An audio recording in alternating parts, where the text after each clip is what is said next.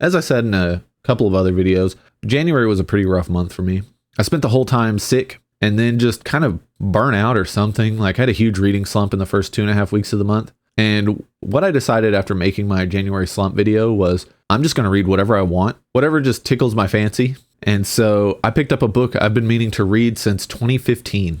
And that's Larry Correia's Son of the Black Sword. And I absolutely love it. It is exactly what I had been looking for in fantasy. I wanted something fast-paced. I wanted a badass with a sword that just tore through everything and did what he had to do. And that is exactly what I got in this. And I got a sapient sword. I mean, what's better than a sword that's alive? This feels like the inheritor of everything that made Sword and Sorcery great. I had pushback when I gave a review of this that this wasn't Sword and Sorcery, but like they couldn't be more wrong. They said it was epic fantasy. That's like Lord of the Rings, The Wheel of Time, stuff like that. Sword and Sorcery, according to the Oxford Dictionary, is a genre of fiction characterized by heroic adventures and elements of fantasy. That's this. Then, if we consult the Book of Knowledge, aka Wikipedia, we get a little more. Sword and Sorcery tales eschew overarching themes of good versus evil in favor of situational conflicts that often pit morally gray characters against one another to enrich themselves or to defy tyranny. That's this book.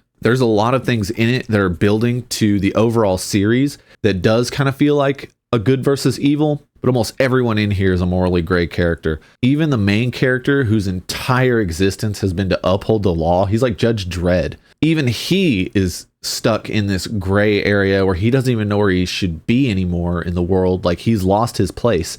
It's just so good. The book is incredibly fast paced. The main character is an absolute badass. The other characters, like all the side characters and stuff, they're very well fleshed out. Most of the book focuses on Ashok, the main character, but all these side characters, these people he's known all his life, you see them through his eyes, and then you kind of see them through smaller sections that use those characters' POV or someone near them. And the book is third person perspective.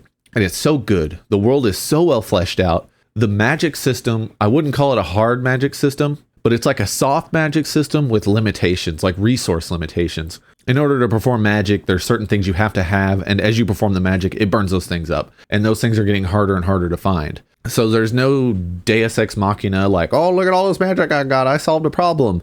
There's a finite resource, and the bigger the magic, the bigger the resource you gotta burn. But the magic system, it's just kind of there. It's not even a main focus of the book. The main focus is Ashok and his journey. And it's so good. There are times in this that I'm like, this guy is the Terminator. He's just so amazing. And I've read other stuff from Correia. I loved the first 4 or 5 Monster Hunter books.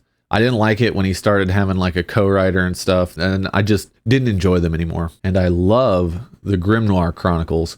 Those are his like urban fantasy books that take place in like the 1930s and like an alternate history of the world where kind of magic came around, and it's amazing. It has some of the most epic battles I have ever read in a book. I'm like still chasing the high from the final battle scene in that trilogy, and that was over a decade ago that I read it. But yeah, Larry Correia just crushed it again with this book. It's so fast paced. It's so fun to follow the main character. There's black humor all through it. It's absolutely amazing.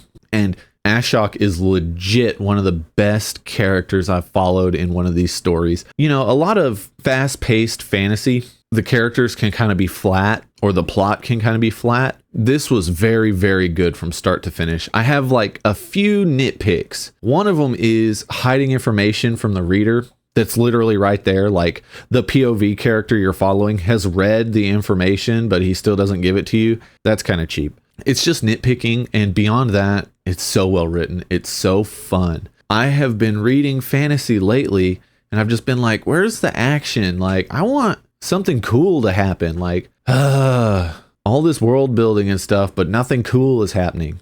Well, a bunch of cool stuff happens in this book. I listened to the audiobook, and the audiobook is very good. I really like the narrator. I've heard some people have a problem with it because it's the same narrator that did Red Rising, and I've never read those, so I'm not worried about it. But I really enjoy the audiobook. I'm really, really excited to start the next book. That's one other critique I have with the book. The book doesn't end so much on a cliffhanger as it ends on a new beginning. So it sets up stuff for the next book a little too heavy-handed, but the next book's already out. I'm already fully invested.